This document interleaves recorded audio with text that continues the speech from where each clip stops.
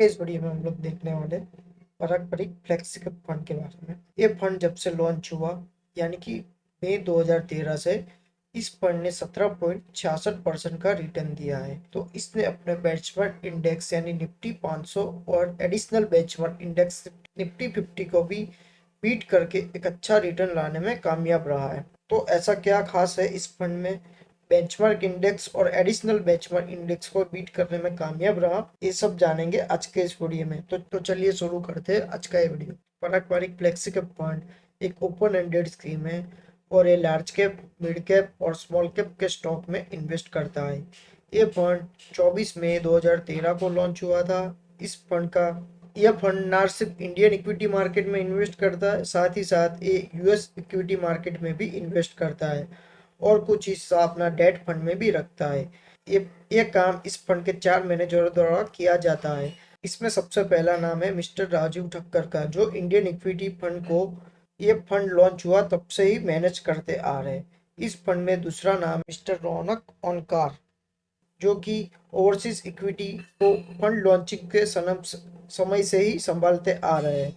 इस लिस्ट में तीसरा नाम है मिस्टर राज मेहता का, जो कि जनवरी 2016 से डेट फंड को मैनेज करते आ रहे हैं।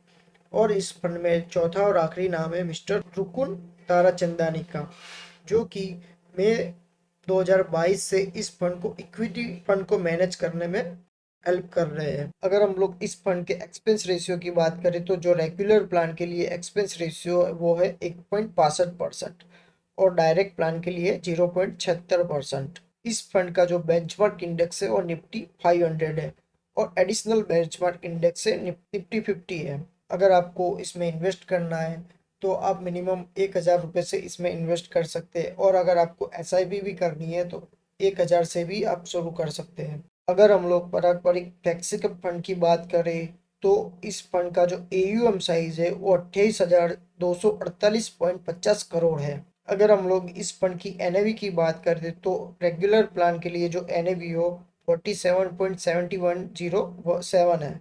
डायरेक्ट प्लान की एनएवी हो 51.0328 है। अगर हम लोग एग्जिट लोड की बात करें तो अगर आप इनिशियल अमाउंट का 10% निकाल लेते हैं 1 साल के अंदर तो आपको कोई भी चार्ज नहीं लगेगा, लेकिन 10% के ऊपर अगर आप इनिशियल अमाउंट का इन्वेस्टमेंट निकालते तो इसके ऊपर आपको 2% का चार्ज देना होगा और 365 दिन से लेकर 730 दिन के बीच में आपको 1% का चार्ज देना होगा। 730 दिन के बाद आपको कोई भी चार्ज नहीं देना होगा। अगर हम लोग इस फंड की कुछ की रेशियो की बात करें तो इसमें सबसे पहला है बीटा। इस फंड की जो बीटा वैल्यू है 0.78 है। इस फंड का जो स्टैंडर्ड डेविएशन है 19.68% है। इस फंड का जो शार्पी रेशियो है वो है 0.75। अगर हम लोग इस फंड के लमसम इन्वेस्टमेंट रिटर्न की बात करें तो मई 2013 से ये फंड लॉन्च हुआ तब से इसने 70.66% का रिटर्न दिया है।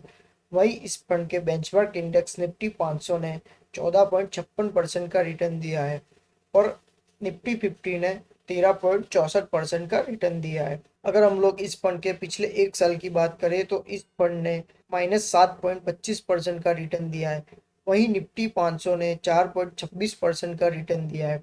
निफ्टी 50 ने 5.71% का रिटर्न दिया है। अगर हम लोग पारंपरिक फ्लेक्सिक के 3 साल के रिटर्न की बात करें तो इस फंड ने 21.33% का रिटर्न दिया है। वहीं निफ्टी 500 ने 17.38% का रिटर्न दिया है और निफ्टी 50 ने 15.52% का रिटर्न दिया है। अगर हम लोग पारंपरिक फ्लेक्सी कैप फंड की 5 साल की बात करें तो इस फंड ने 15.25% का रिटर्न दिया है। वहीं अगर हम लोग देखें निफ्टी 500 का रिटर्न तो 11.50 का रहा है और निफ्टी 50 का रिटर्न 12.84% का रहा है।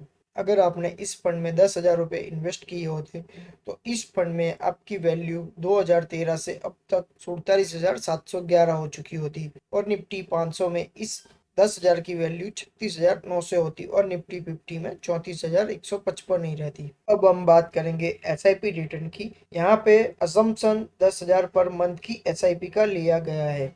अगर हम लोग पिछले 1 साल के रिटर्न की बात करें तो 1,20,000 का जो इन्वेस्टमेंट था, इसका वैल्यू हमारा 1,19,000 हो गया, यानी कि हमको 0.95% का लॉस हुआ है। वहीं अगर हम लोग 3 साल की बात करें तो 3,60,000 की जो वैल्यू 4,64,000 हो गई है। अगर हम लोग इसी तरह देखें 5 साल के लिए तो 6 लाख की वैल्यू है 9,35,000 हो चुकी है। और 2013 से ये वैल्यू 11 लाख, और 2013 से जो एक 11,60,000 का जो इन्वेस्टमेंट था, इसकी वैल्यू है 27,03,000 हो गई है। जैसा कि आप लोग देख रहे हैं, ये फंड जब मई 2013 से लॉन्च होने का शुरू हुआ, तब से लेके इसने अपने एडिशनल बेंचमार्क इंडेक्स को और निफ्टी 50 को दोनों को ही बीट करते हुए एक अच्छा रिटर्न जनरेट किया है। अगर हम लोग पिछले 1 साल की बात करें तो इस फंड ने अपने बेंचमार्क इंडेक्स और निफ्टी दोनों को ही बीट नहीं कर पाया और एक नेगेटिव में रिटर्न दिया है। इस स्कीम का जो रिटर्न रहा था पिछले 1 साल के दौरान, वो -7.25% रहा था। वहीं निफ्टी 500 का जो रिटर्न था 4.26% था, और निफ्टी 50 का रिटर्न 5.71% था। यानी कि ये फंड अपने पिछले 1 साल के दौरान अपने बेंचमार्क इंडेक्स को बीट नहीं कर पाया था।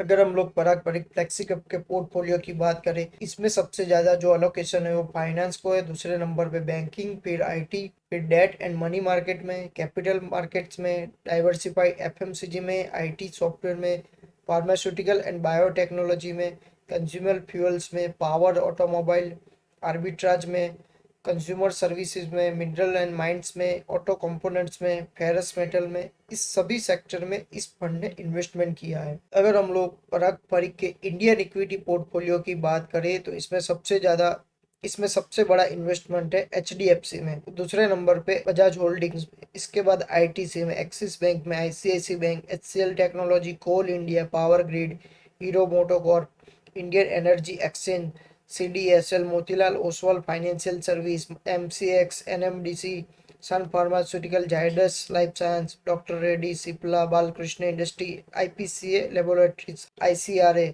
ओरेकल फाइनेंशियल, और एनएमडीसी और यूटीआई एसेट मैनेजमेंट और महाराष्ट्र स्कूटर में सबसे ज्यादा इस फंड ने इन्वेस्ट किया है। ये फंड ना ही सिर्फ इंडियन इक्विटी में इन्वेस्ट करता है, लेकिन इसके साथ कुछ आर्बिट्राज अपॉर्चुनिटी का भी एडवांटेज लेता है। इसमें सबसे पहला नाम है बजाज फाइनेंस का, उसके बाद है रिलायंस, उसके बाद है Maruti Suzuki, Kotak Mahindra Bank, Ambuja Cement, IndusInd Bank, Hindustan Unilever, Tech Mahindra, HDFC Life Science. इन सभी स्टॉक में इस आर्बिट्राज अपॉर्चुनिटी का भी बेनिफिट लेता है। ये फंड यूएस की ओवरसीज मार्केट में भी अपना कुछ हिस्सा रखता है। इसमें सबसे पहला इन्वेस्टमेंट है माइक्रोसॉफ्ट कॉरपोरेशन में, अल्फाबेट में, अमेजोन में, मेटा में, मारुति सुजुकी एडीआर में।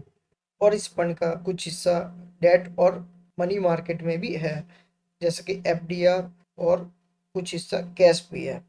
पारंपरिक टैक्सी कैप फंड में अगर हम लोग 3,000 की एसआईपी की प्लानिंग करते हैं और हमें अब तक जो रिटर्न मिला है यानी कि 17% का रिटर्न मिलता रहता है, और 5 साल के होराइजन में हमारा इन्वेस्टमेंट जो हो रहेगा वो 1,80,000 का होगा, और इसके ऊपर हमें रिटर्न मिलेगा 1,04,000 का, यानी हमारी टोटल वैल्यू हो गई 2,84,000। यही अगर हम लोग टाइम होराइजन बढ़ा के 10 साल का करते हैं तो हमारा वैल्यू जो है, फाइनल जो अमाउंट हमारी बन रही है वो 3 गुना बढ़ जाती है। और इसका मतलब ये है कि हर 5 साल में ये वैल्यू हमारी 3 गुना बढ़ रही है। और यही अगर हम लोग 15 साल के लिए टाइम होराइजन कर दे तो यहाँ 9 लाख का 24 लाख हो गया। जैसे जैसे हम लोग टाइम बढ़ाते जाते हैं वैसा हमारा इन्वेस्टमेंट भी बढ़ता जाता है, लेकिन हमको साथ में रिटर्न भी ज़्यादा मिलता जाता है। जैसे कि हम लोग 20 साल के लिए यहाँ देखें तो 20 साल के लिए हमारा जो फाइनल अमाउंट बन रहा है वो 60 लाख के करीब बन रहा है। और वहीं अगर 25 साल का अगर हम लोग वैल्यू देखें, 1,43 लाख के करीब पहुंच रहा है। अगर हम लोग 30 साल की बात करें तो 30 साल में ही वैल्यू 3,37 लाख के करीब पहुंच रहा है।